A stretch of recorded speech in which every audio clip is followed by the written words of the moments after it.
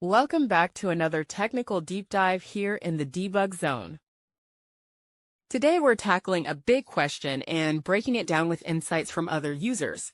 Hopefully this clears up some misconceptions and helps you get the answer you need. So buckle up, stay a little curious, and let's jump right in.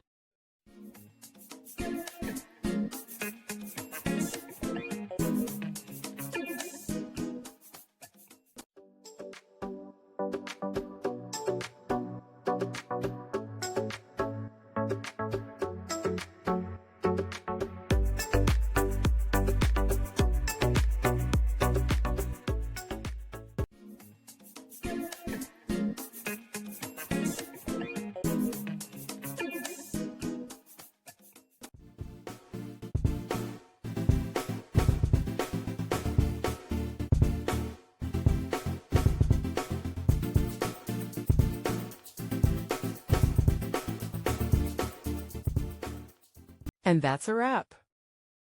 I hope you found the answer you were looking for. If you did, take a second to hit that subscribe button. It really helps out. And let me know in the comments which solution worked best for you. See you next time in the debug zone.